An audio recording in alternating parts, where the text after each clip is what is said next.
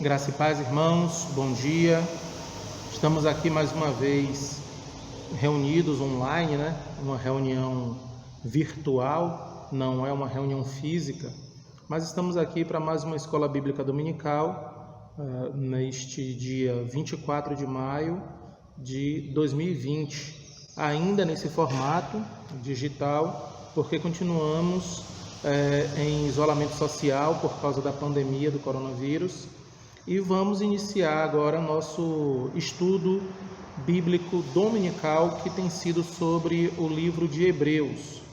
Oremos. Querido Deus, glorioso Pai, em nome de Jesus Cristo, Senhor, te agradecemos por esta bênção, Pai, de estarmos reunidos, ó Senhor Deus, aqui diante da Tua Palavra. Ainda não podemos abraçar um ao outro, ainda não podemos estar no mesmo ambiente, mas nós ficamos felizes, ó Deus, porque de uma maneira maravilhosa o Senhor tem nos sustentado, o Senhor tem nos dado graça, o Senhor tem feito maravilhas em nosso meio. Sabemos também, ó Pai, que temos passado por momentos muito difíceis.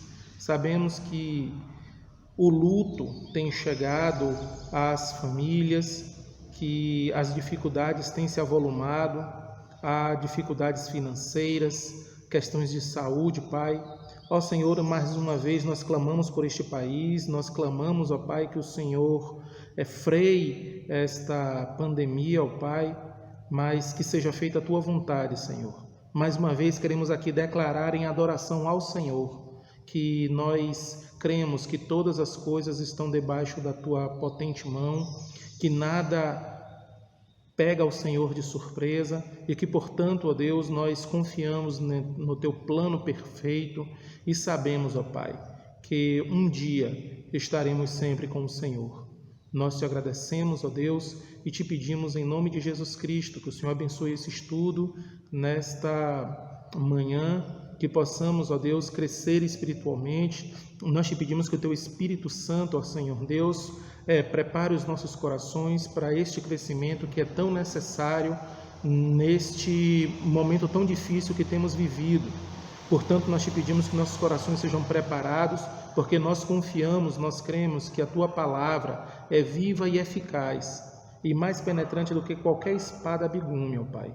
Então, nossos corações precisam estar preparados e nós te pedimos que o Senhor prepare os nossos corações para guardarmos a Tua palavra em nossos corações, para não pecarmos contra Ti. Nós te pedimos estas bênçãos em nome de Jesus. Amém. Então, amados irmãos, queremos aqui fazer um pequeno resumo sobre o que nós aprendemos desde o capítulo 1 até o capítulo 3 do livro de Hebreus. O livro de Hebreus, ele fala sobre o fato de que Cristo é superior a Moisés, a nova aliança é superior à antiga aliança, que o culto prestado na nova aliança é um culto superior ao culto prestado na antiga aliança. Então a tônica é essa, porque era a intenção do autor do livro blindar, vacinar os corações dos seus leitores, provavelmente porque esses leitores eram judeus que estavam sofrendo algum tipo de pressão, talvez interna, talvez externa, sobre o fato de que eles deveriam voltar para o judaísmo ou pelo menos introduzir elementos judaicos dentro do culto cristão. Ou seja, de uma maneira ou de outra, o culto naquela comunidade, provavelmente a igreja em Jerusalém, aquela comunidade estava correndo o risco de ficar judaizada, um processo de introduzir elementos judaicos dentro do culto cristão, que não é muito diferente dos dias de hoje. Nós temos visto igrejas colocando menorás, colocando estrelas de Davi, colocando Arca da Aliança, e seus líderes correndo o risco de que, com a promoção desses objetos dentro do culto cristão, provocar uma espécie de idolatria a elementos que, no final das contas, o Senhor Jesus substitui de maneira perfeita. Porque no final das contas, todos esses elementos, eles apontavam para Cristo. Agora que Jesus veio, fez o sacrifício perfeito e a igreja nasce, a igreja surge, então não é necessário nós trazermos elementos judaicos para o culto cristão. E isso de maneira nenhuma significa não amar os judeus. Pelo contrário, nós somos instruídos pela palavra do Senhor a amarmos os judeus e temos convicção de que o Senhor voltará a tratar com Israel como um povo, como uma nação, neste tempo presente. O Senhor tem tratado com todas as pessoas no mundo através da igreja, né? Nós, como igreja, somos o povo de Deus aqui, mas um dia a igreja será tirada. Israel volta ao foco. Israel não deixa de jeito nenhum de ser a menina dos olhos de Deus, e nós somos chamados a amar Israel e orar por Israel. Por isso nós vemos inclusive muitas igrejas até ostentando bandeira daquele país. Então nós somos chamados para isso. Mas embora amemos os judeus, amamos Israel, somos totalmente contra qualquer tipo de preconceito, qualquer tipo de antissionismo, qualquer tipo de antissemitismo. Nós somos contra, pelo contrário, nós amamos, queremos ter a liberdade, inclusive, de levar para eles aquilo que nós temos de mais precioso, que é a mensagem do Evangelho, por amor, do mesmo jeito que amamos os outros povos. Mas isso não significa que nós vamos trazer para o nosso culto elementos judaicos, porque Cristo é perfeito. Portanto, a adoração agora é com base no perfeito sacrifício que Cristo fez na cruz do Calvário. Então nós temos no capítulo 1, Cristo é superior aos profetas, e isso é mostrado pelo fato de que a palavra de Cristo é superior, Cristo é a própria palavra, né? Cristo é o verbo encarnado, é o logos encarnado. Cristo é superior aos anjos, e os versículos 4 até o 14 do capítulo 1 falam assim. O capítulo 2, nós vemos a mensagem de Cristo, ela sendo mostrada aqui como superior à mensagem anterior. Inclusive, por causa disso, é necessário tomarmos até mais cuidado com a mensagem que proclamamos hoje em dia, porque é a mensagem do próprio Cristo, é Cristo que fala para nós nos últimos dias. No capítulo 3, nós vemos Cristo sendo mostrado, Jesus sendo mostrado como superior a Moisés, né? Na questão dos todos os sentidos, inclusive até as consequências da desobediência. E agora nós vamos começar o capítulo 4, né? Que nós temos aí que é a continuação de por que Cristo ele é superior a Moisés e tudo isso que nós vimos agora há pouco, como base, inclusive, o Salmo 95, principalmente o versículo 11.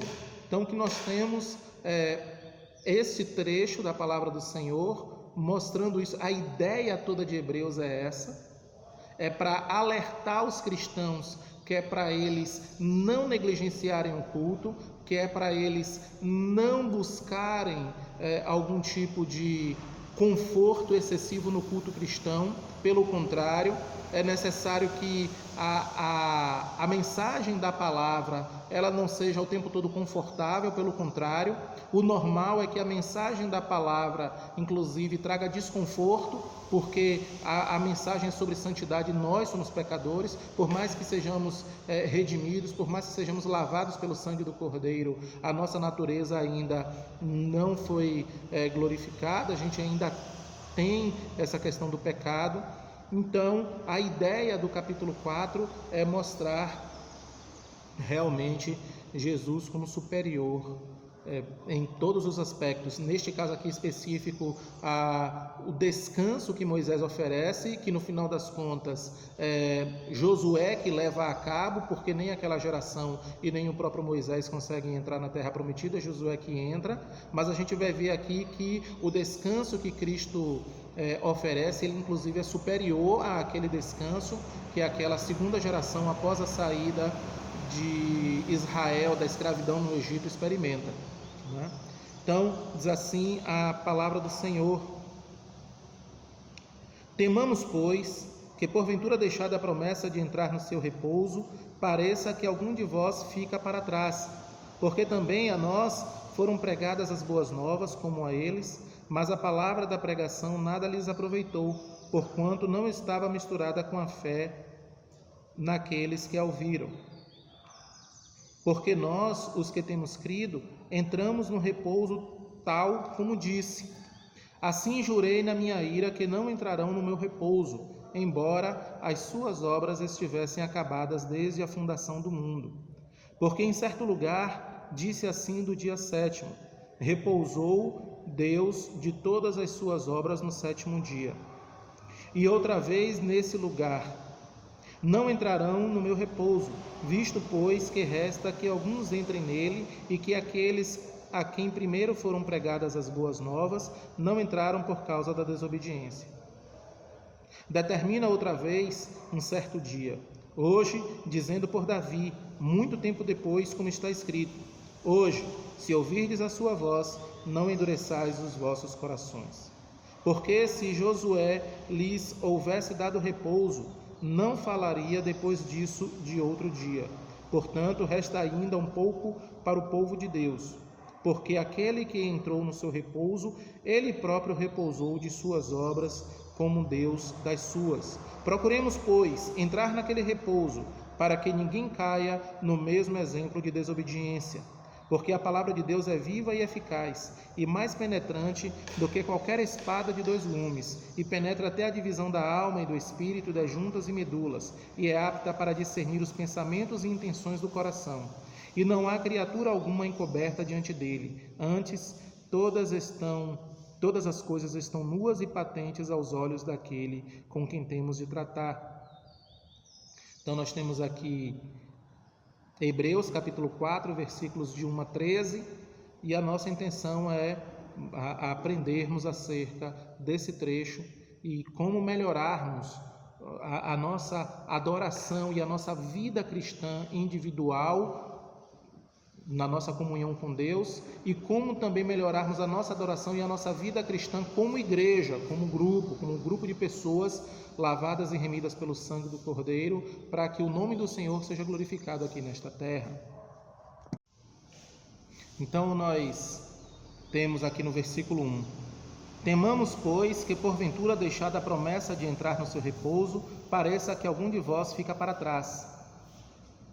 Esse versículo 1, o escritor de Hebreus, ele começa uma espécie de segundo ato, uma continuação da análise da diferença entre o culto cristão e o culto judaico, agora levando em consideração o Salmo 95, versículo 11, para explicar que há uma diferença entre o repouso que Moisés e Josué oferecem à nação de Israel e o repouso que Cristo oferece. E nessa diferença, ele mostrando aí a grande superioridade do repouso oferecido pelo Senhor Jesus Cristo.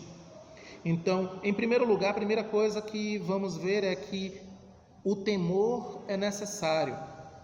Isso é importante porque nós temos visto muitas pessoas lidando com Deus ou levando a sua vida espiritual com Deus como se o Senhor não estivesse preocupado com os seus atos, como se o Senhor não estivesse preocupado com as minúcias daquilo que nós fazemos, como são as coisas que nós fazemos, as palavras que nós dizemos. Então, pessoas que dizem assim: o Senhor está preocupado com o meu coração, Ele não se importa com o que eu visto. O Senhor está preocupado com o meu coração, Ele não se importa com o que eu bebo. O Senhor está preocupado com o meu coração, Ele não se importa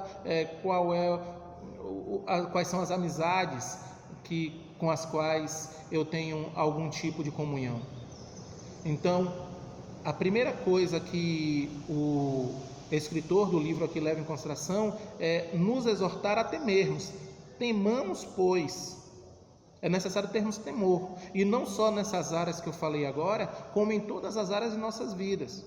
Porque o temor ele é extremamente necessário e o Senhor deseja que nós o temamos, né? E até que tenhamos tremor diante dele.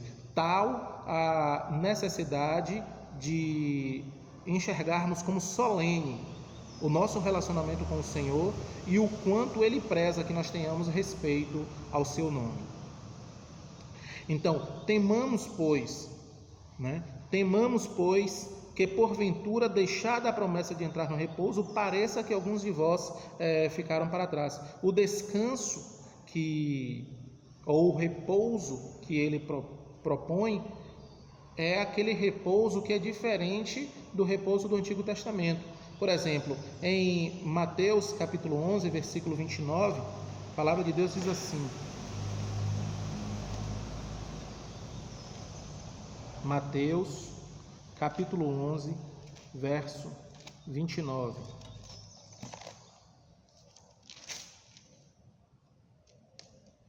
Diz assim a palavra do Senhor: tomai sobre vós o meu jugo e aprendei de mim, que sou manso e humilde de coração, e encontrareis descanso para as vossas almas. Ora, o que o Senhor está propondo aqui é que nós tenhamos descanso para as nossas almas, que é um descanso superior àquele descanso que estava proposto, que tinha sido proposto para Israel.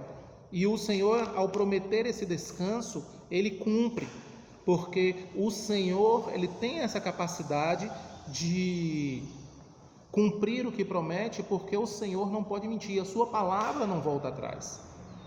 Então isso para nós é um grande consolo, né? Nos foi deixada uma promessa, foi nos dada uma promessa. E que promessa foi essa? Quem prometeu?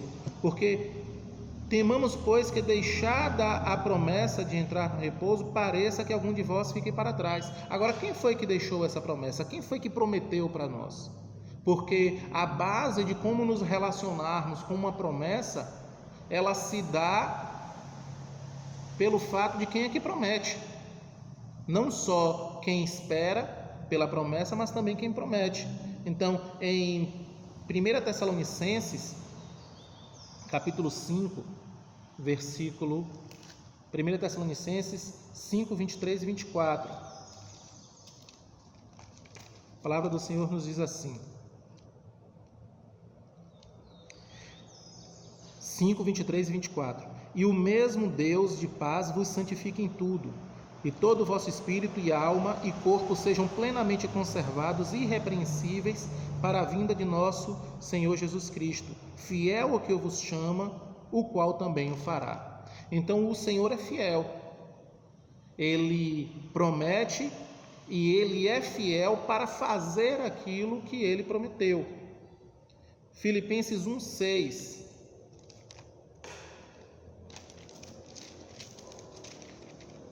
diz assim, Filipenses capítulo 1, versículo 6: tendo por certo isto mesmo, que aquele que em vós começou a boa obra, a aperfeiçoará até o dia de Jesus Cristo. Então, se verdadeiramente alguém já fez uma aliança com Cristo, o Senhor, Ele começou uma obra nesse alguém. E Ele não deixa a obra pela metade. Ele começa e termina o trabalho que tem com qualquer pessoa. Tito, capítulo 1.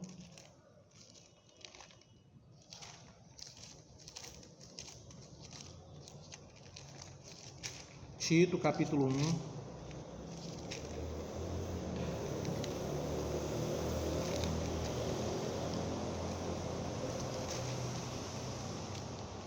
versículo 2. Tito, capítulo 1, versículo 2. Em esperança da vida eterna, a qual Deus, que não pode mentir, prometeu antes de todos os tempos dos séculos. Então, o Senhor, que não pode mentir, Ele nos dá uma esperança de vida eterna, que Ele prometeu antes dos séculos. E Ele não pode mentir. Então, a nossa esperança, a base da nossa esperança, precisa ser essa. De que Ele começa dizendo para a gente temer, mas que foi deixada para nós uma promessa. Então, o problema não está naquele que prometeu. O problema também não está na promessa em si, porque o Senhor é perfeito e por isso a promessa que Ele faz também é perfeita. O problema está em quem ouve falar sobre a promessa. O que significa isso? Significa dizer que é necessário que a pessoa que está no círculo cristão, no meio cristão, ela faça verdadeiramente uma autoanálise para saber se ela é crente mesmo. Porque aquele que começou a boa obra, a aperfeiçoará até o dia de Cristo. E se você não está enxergando um aperfeiçoamento da boa obra de Cristo em sua vida, então o problema não está em Cristo. O problema não está nem em quem prometeu e nem na promessa em si. Está na pessoa que recebeu a promessa, mas ainda não faz parte do grupo das pessoas que estão sendo transformadas, as pessoas que estão sendo aperfeiçoadas até o dia de Cristo Jesus. O versículo 2 diz o seguinte: porque também a nós foram pregadas as boas novas, como a eles, mas a palavra da pregação nada lhes aproveitou, porquanto não estava misturada com a fé naqueles que a ouviram. A fé é o ponto.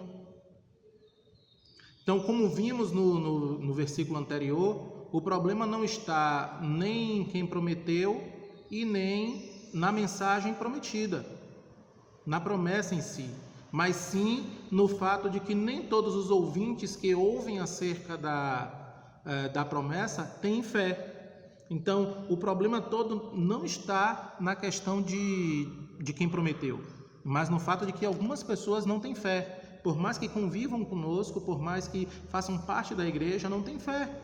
São pessoas que infelizmente não foram regeneradas. O exemplo mais clássico de todos é o de Judas Iscariotes. Ele passa todo o ministério de Cristo ali, ele faz parte das pessoas ali mais próximas, do círculo mais próximo de Cristo, mas no final das contas era filho da perdição, né? Então é necessário tomarmos esse cuidado. Nós que temos crido, nós entramos no repouso. É interessante que o verbo crer aí no original está no passado, não está no presente. Embora esse temos crido aí no português, mas significa lá no original que temos crido, ou seja, se referindo a algo que aconteceu. Logo, o autor ele tem em mente o dia da conversão da pessoa, o dia em que o Espírito Santo entrou no coração daquela pessoa, aquela pessoa foi regenerada, o dia que a graça salvadora do Senhor alcançou aquela pessoa, né? Agora, só que o ato de entrar no repouso está no presente e não no futuro. E isso é interessante porque a intenção do autor é deixar bem claro, através do escritor de Hebreus, que o nosso repouso já começa agora. Jesus já promete o nosso repouso agora. Já podemos ter uma vida de paz agora. Não precisamos, portanto, ficar só aguardando pelas coisas futuras, só aguardando pelo reino celestial. O Senhor já nos promete um descanso agora. Claro, para aqueles que, pela mensagem da palavra, aqueles que, pelo fato de já serem pessoas que andam com Cristo, já têm uma experiência de vida com Cristo, elas conseguem ter paz e repouso, paz, alegria e descanso, mesmo no meio de uma grande tempestade. Em Romanos capítulo 8, versículos 28 e 29, nós encontramos o apóstolo Paulo ele falando sobre o fato de que aquelas pessoas que foram regeneradas por Cristo, aquelas pessoas que elas foram eleitas, elas passam por um processo que termina na glorificação. Mas isso não significa que esse repouso ele só vai acontecer naquele momento, porque não é só naquele momento que acontece. Pelo contrário, já podemos experimentar este repouso hoje pela certeza da fé. Esta fé que é citada aqui no versículo 2. Então, nós temos essa garantia, né, de que nós temos crido, porque também a nós foram pregadas as boas novas como a eles, mas a palavra da pregação nada lhes aproveitou, porquanto não estava misturado com a fé naqueles que a ouviram, porque nós, os que temos crido, entramos no repouso. Nós entramos neste repouso já agora. Então esses versículos 2 e 3 eles vão nos dizer que nós já temos a possibilidade de entrar nesse repouso. Existe aquele repouso final, que é o reino celestial, é quando nós estivermos com o Senhor, né? Mas existe também este repouso aqui na terra, porque aquele que nos prometeu, ele não deixa de cumprir. Obviamente é necessário que nós tenhamos uma vida aqui de experimentação dessas coisas espirituais, e isso se dá principalmente através da confiança, uma confiança inabalável naquele que prometeu e na promessa que foi feita. Porque muitas vezes, infelizmente, né, a gente, por causa das dificuldades da vida, outras vezes por causa dos nossos próprios pecados, a gente deixa de confiar na promessa que nos foi feita.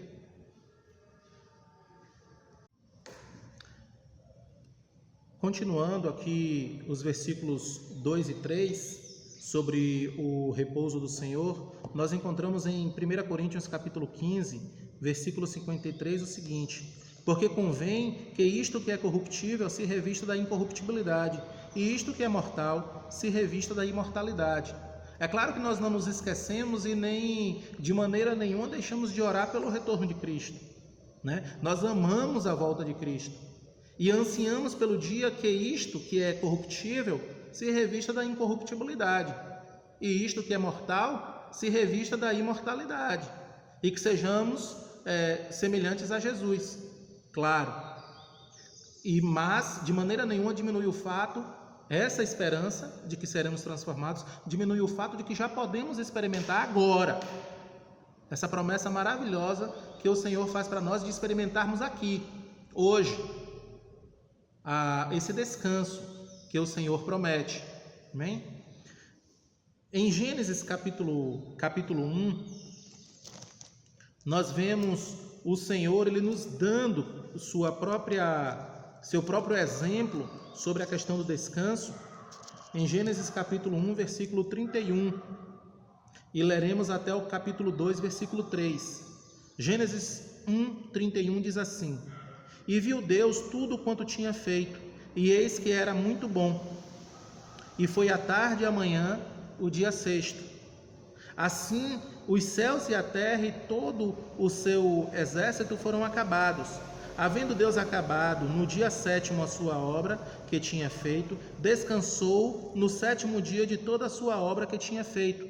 E abençoou Deus o dia sétimo e o santificou, porque nele descansou de toda a sua obra que Deus criara e fizera. Então, que nós vemos nesse texto aqui é um ensino maravilhoso e o exemplo do próprio Senhor de que ele descansou no sétimo dia depois de ter feito uma perfeita criação.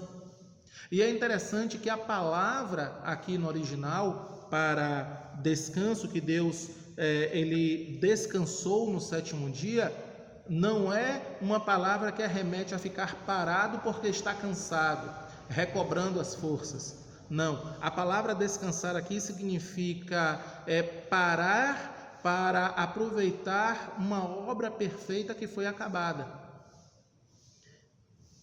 Ou seja, quando nós somos colocados como participantes deste mesmo descanso, que é o descanso do Senhor, então nós temos aqui dois aprendizados. Um deles é em relação à obra perfeita, ou seja, isso nos leva de volta para Filipenses capítulo 1, versículo 6, que aquele que em nós começou a boa obra, a aperfeiçoará até o dia de Jesus. Então, se o Senhor começou uma boa obra em você, Ele vai aperfeiçoar, porque Ele descansa, porque Ele fez uma obra perfeita. Agora, houve o pecado, que Ele conspurcou toda a criação, contaminou toda a criação. Nós nascemos em pecado, né? Somos lavados e remidos pelo sangue do Cordeiro, e agora o Senhor está regenerando. E nós gememos, e não só nós, como toda a criação geme, esperando por aquele dia em que haverá novamente toda essa perfeição, sem a influência do pecado. Isso nos mostra essa perfeição maravilhosa de Deus, porque se Ele descansa, se Ele para, é porque está tudo perfeito. Então fique bem claro que esse descanso do Senhor, que nós vimos lá em Gênesis, capítulo 1, versículo 31 até o 2, versículo 3, não significa parar porque está cansado, mas sim parar para admirar a perfeição da criação. Então o Senhor, Ele é glorificado na perfeição daquilo que criou. Os versículos 4 e 5 de Hebreus, capítulo 4, dizem assim: porque em certo lugar disse assim do dia sétimo, e repousou Deus de todas as suas obras no sétimo dia. E outra vez disse neste lugar: não entrarão no meu repouso.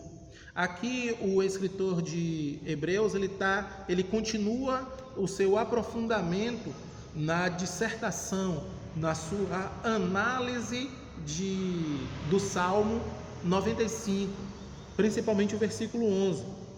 Então, nós vamos voltar aqui ao Salmo 95, o versículo 11 diz assim: por isso jurei na minha ira que não entrarão no meu repouso.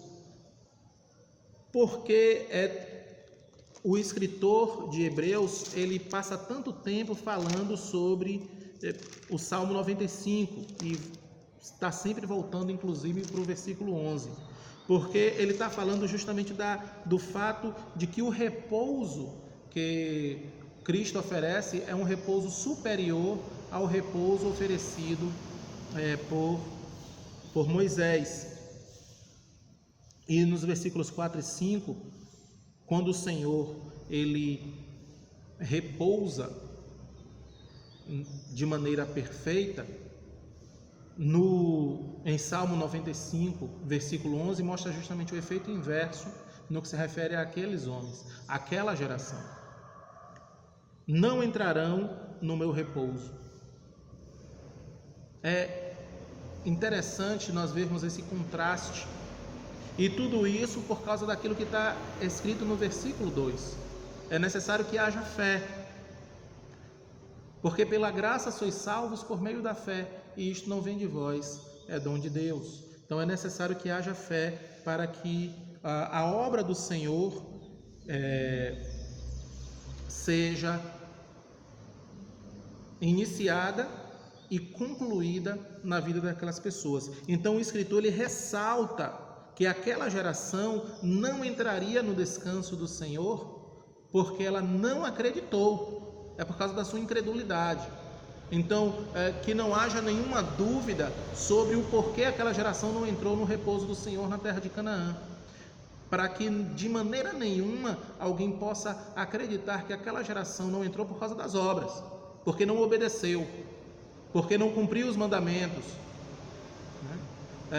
O não cumprir os mandamentos e não obedecer ao Senhor é uma consequência daquela real situação, daquele real motivo de por que não entraram no repouso, que é a falta de fé. Então, a salvação não é pelas obras. No Antigo Testamento não era pelas obras, na época da Nova Aliança não é pelas obras. sempre foi pela fé. Naquela época, na época da antiga aliança, a pessoa olhava para frente, aquele sacrifício perfeito que ainda viria. E hoje nós olhamos para trás, o sacrifício perfeito que veio. Então é sempre pela fé, nunca pelas obras, porque pelas obras da carne ninguém será salvo.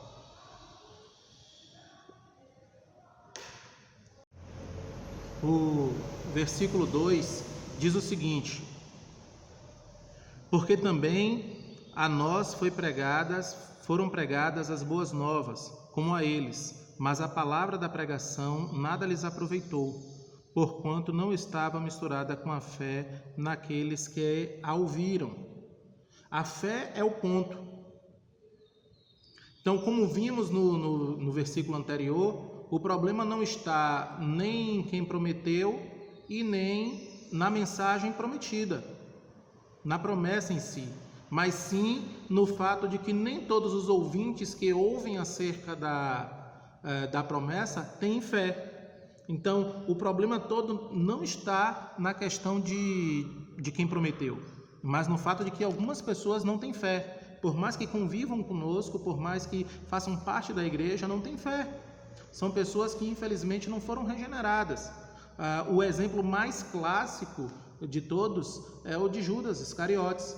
Ele passa todo o ministério de Cristo ali, ele faz parte das pessoas ali mais próximas, do círculo mais próximo de Cristo, mas no final das contas era filho da perdição, né? Então é necessário tomarmos esse cuidado. Nós que temos crido, nós entramos no repouso. É interessante que o verbo crer aí no original está no passado, não está no presente. Embora esse temos crido aí no português, mas significa lá no original que temos crido, ou seja, se referindo a algo que aconteceu. Logo, o autor ele tem em mente o dia da conversão da pessoa, o dia em que o Espírito Santo entrou no coração daquela pessoa foi regenerada, o dia que a graça salvadora do Senhor alcançou aquela pessoa, né? Agora, só que o ato de entrar no repouso está no presente e não no futuro. E isso é interessante porque a intenção do autor é deixar bem claro, através do escritor de Hebreus, que o nosso repouso já começa agora. Jesus já promete o nosso repouso agora. Já podemos ter uma vida de paz agora. Não precisamos, portanto, ficar só aguardando pelas coisas futuras, só aguardando pelo reino celestial. O Senhor já nos promete um descanso agora. Claro, para aqueles que, pela mensagem da palavra, aqueles que, pelo fato de já serem pessoas que andam com Cristo, já têm uma experiência de vida com Cristo, elas conseguem ter paz e repouso, paz, alegria e descanso, mesmo no meio de uma grande tempestade. Em Romanos capítulo 8, versículos 28 e 29, nós encontramos o apóstolo Paulo ele falando sobre o fato de que aquelas pessoas que foram regeneradas por Cristo, aquelas pessoas que elas foram eleitas, elas passam por um processo que termina na glorificação. Mas isso não significa que esse repouso ele só vai acontecer naquele momento, porque não é só naquele momento que acontece. Pelo contrário, já podemos experimentar este repouso hoje pela certeza da fé, esta fé que é citada aqui no versículo 2. Então, nós temos essa garantia, né, de que nós temos crido, porque também a nós foram pregadas as boas novas como a eles, mas a palavra da pregação nada lhes aproveitou, porquanto não estava misturado com a fé naqueles que a ouviram. Porque nós, os que temos crido, entramos no repouso. Nós entramos neste repouso já agora. Então esses versículos 2 e 3 eles vão nos dizer que nós já temos a possibilidade de entrar nesse repouso. Existe aquele repouso final, que é o reino celestial, é quando nós estivermos com o Senhor, né?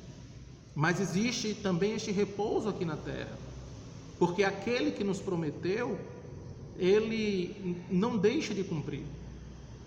Obviamente é necessário que nós tenhamos uma vida aqui de experimentação dessas coisas espirituais, e isso se dá principalmente através da confiança, uma confiança inabalável naquele que prometeu e na promessa que foi feita. Porque muitas vezes, infelizmente, a gente, por causa das dificuldades da vida, outras vezes por causa dos nossos próprios pecados, a gente deixa de confiar na promessa que nos foi feita. Então nós temos aqui no versículo 1: temamos, pois, que porventura deixada a promessa de entrar no seu repouso, pareça que algum de vós fica para trás.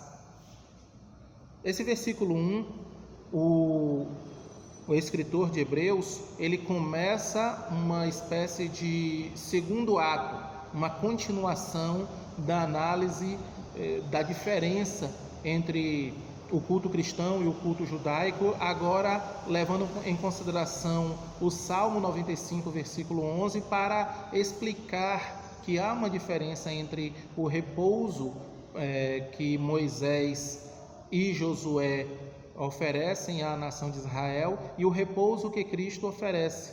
E nessa diferença, ele mostrando aí a grande superioridade do repouso oferecido pelo Senhor Jesus Cristo. Então, em primeiro lugar, a primeira coisa que vamos ver é que o temor é necessário. Isso é importante porque nós temos visto muitas pessoas lidando com Deus ou levando a sua vida espiritual com Deus como se o Senhor não estivesse preocupado com os seus atos, como se o Senhor não estivesse preocupado com as minúcias daquilo que nós fazemos, como são as coisas que nós fazemos, as palavras que nós dizemos. Então, pessoas que dizem assim: o Senhor está preocupado com o meu coração, Ele não se importa com o que eu visto. O Senhor está preocupado com o meu coração, Ele não se importa com o que eu bebo. O Senhor está preocupado com o meu coração, Ele não se importa quais são as amizades com as quais eu tenho algum tipo de comunhão. Então, a primeira coisa que o escritor do livro aqui leva em consideração é nos exortar a temermos. Temamos, pois. É necessário termos temor. E não só nessas áreas que eu falei agora, como em todas as áreas de nossas vidas. Porque o temor ele é extremamente necessário e o Senhor deseja que nós o temamos, e até que tenhamos tremor diante dele. Tal a necessidade de enxergarmos como solene o nosso relacionamento com o Senhor e o quanto Ele preza que nós tenhamos respeito ao seu nome. Então, temamos, pois, que porventura, deixada a promessa de entrar no repouso, pareça que alguns de vós ficaram para trás. O descanso ou o repouso que ele propõe é aquele repouso que é diferente do repouso do Antigo Testamento. Por exemplo, em Mateus capítulo 11, versículo 29, a palavra de Deus diz assim: Mateus capítulo 11, verso 29.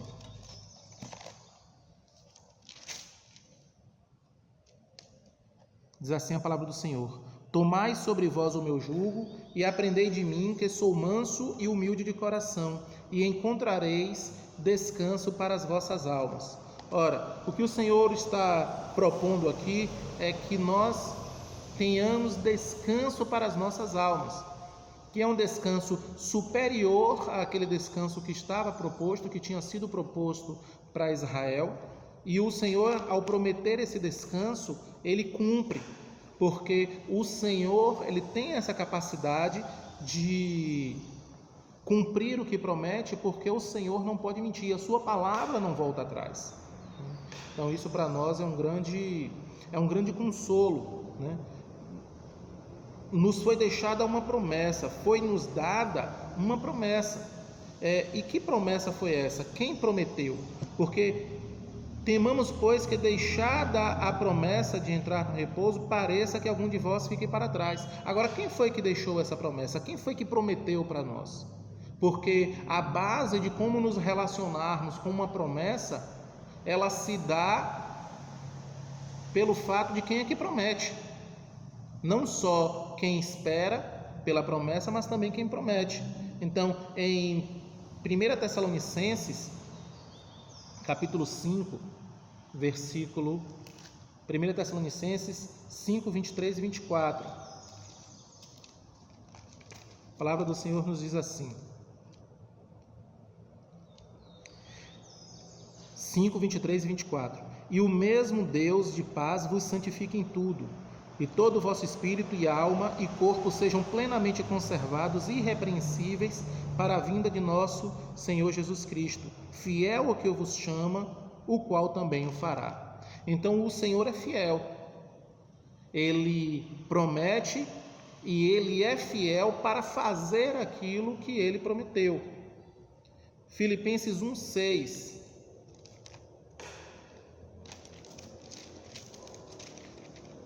diz assim, Filipenses capítulo 1, versículo 6: tendo por certo isto mesmo, que aquele que em vós começou a boa obra, a aperfeiçoará até o dia de Jesus Cristo. Então, se verdadeiramente alguém já fez uma aliança com Cristo, o Senhor, Ele começou uma obra nesse alguém. E Ele não deixa a obra pela metade. Ele começa e termina o trabalho que tem com qualquer pessoa. Tito, capítulo 1.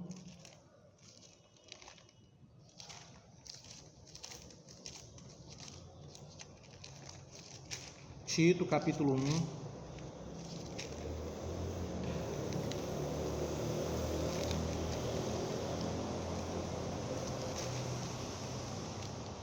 Versículo 2. Tito, capítulo 1, versículo 2. Em esperança da vida eterna, a qual Deus, que não pode mentir, prometeu antes de todos os tempos dos séculos. Então, o Senhor, que não pode mentir, Ele nos dá uma esperança de vida eterna, que Ele prometeu antes dos séculos. E Ele não pode mentir. Então, a nossa esperança, a base da nossa esperança, precisa ser essa. De que Ele começa dizendo para a gente temer, mas que foi deixada para nós uma promessa. Então, o problema não está naquele que prometeu. O problema também não está na promessa em si. Porque o Senhor é perfeito e por isso a promessa que Ele faz também é perfeita. O problema está em quem ouve falar sobre a promessa.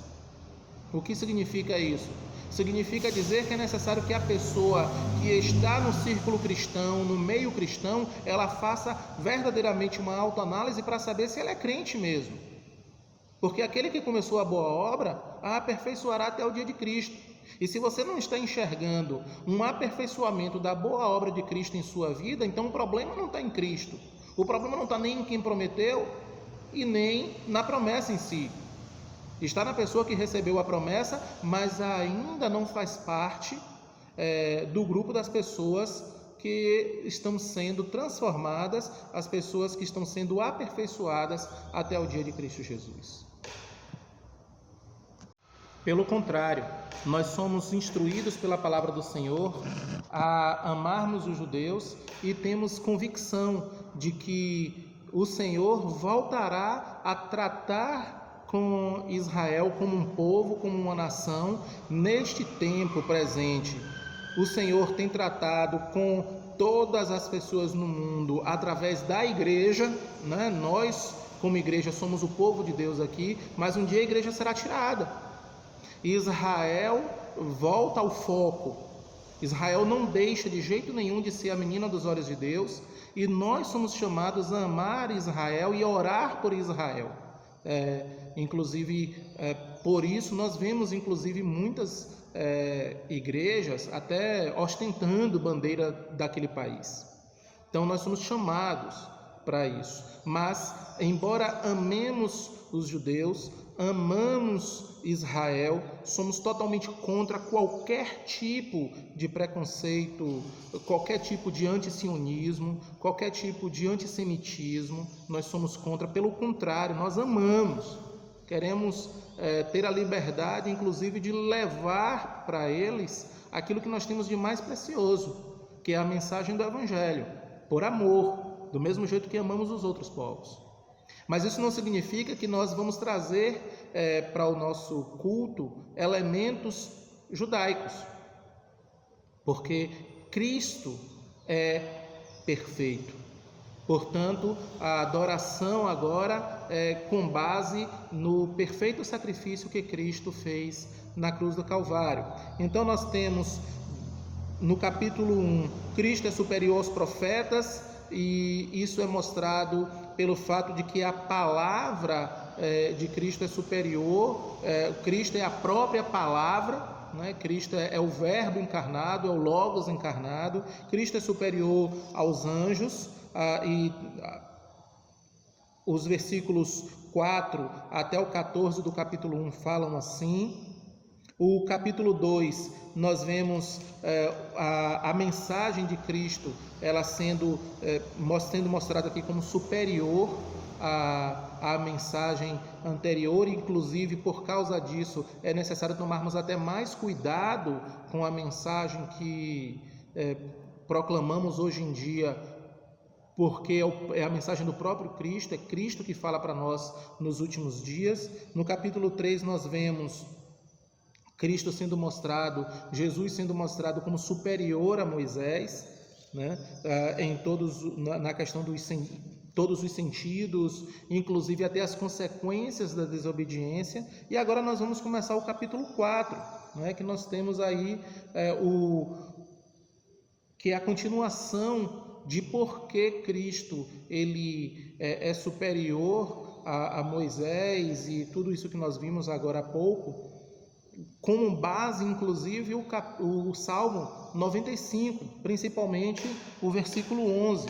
Então, que nós temos esse trecho da palavra do Senhor mostrando isso. A ideia toda de Hebreus é essa, é para alertar os cristãos, que é para eles não negligenciarem o culto, que é para eles não buscarem algum tipo de conforto excessivo no culto cristão. Pelo contrário, é necessário que a mensagem da palavra ela não seja o tempo todo confortável. Pelo contrário, o normal é que a mensagem da palavra inclusive traga desconforto, porque a mensagem sobre santidade, nós somos pecadores, por mais que sejamos redimidos, por mais que sejamos lavados pelo sangue do Cordeiro, a nossa natureza ainda não foi glorificada, a gente ainda tem essa questão do pecado. Então, a ideia do capítulo 4 é mostrar realmente Jesus como superior em todos os aspectos. Neste caso aqui específico, o descanso que Moisés oferece, que no final das contas Josué que leva a cabo, porque nem aquela geração e nem o próprio Moisés conseguem entrar na terra prometida, é Josué que entra. Mas a gente vai ver aqui que o descanso que Cristo oferece, ele inclusive é superior àquele descanso que aquela segunda geração após a saída de Israel da escravidão no Egito experimenta, né? Então diz assim a palavra do Senhor: temamos, pois, que porventura deixada a promessa de entrar no seu repouso, pareça que algum de vós fica para trás, porque também a nós foram pregadas as boas novas como a eles, mas a palavra da pregação nada lhes aproveitou, porquanto não estava misturada com a fé naqueles que a ouviram. Porque nós, os que temos crido, entramos no repouso tal como disse: assim jurei na minha ira que não entrarão no meu repouso, embora as suas obras estivessem acabadas desde a fundação do mundo. Porque em certo lugar disse assim do dia 7º: repousou Deus de todas as suas obras no 7º dia. E outra vez nesse lugar: não entrarão no meu repouso, visto, pois, que resta que alguns entrem nele, e que aqueles a quem primeiro foram pregadas as boas novas, não entraram por causa da desobediência.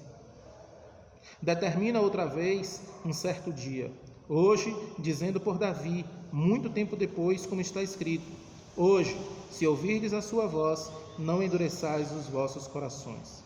Porque se Josué lhes houvesse dado repouso, não falaria depois disso de outro dia.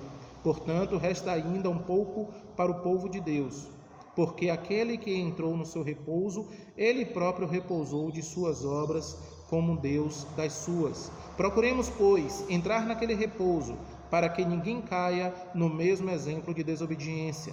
Porque a palavra de Deus é viva e eficaz, e mais penetrante do que qualquer espada de 2 gumes, e penetra até a divisão da alma e do espírito, das juntas e medulas, e é apta para discernir os pensamentos e intenções do coração. E não há criatura alguma encoberta diante dele, antes todas as coisas estão nuas e patentes aos olhos daquele com quem temos de tratar. Então nós temos aqui Hebreus capítulo 4, versículos de 1 a 13, e a nossa intenção é aprendermos acerca desse trecho e como melhorarmos a nossa adoração e a nossa vida cristã individual, na nossa comunhão com Deus, e como também melhorarmos a nossa adoração e a nossa vida cristã como igreja, como um grupo de pessoas lavadas e remidas pelo sangue do Cordeiro, para que o nome do Senhor seja glorificado aqui nesta terra.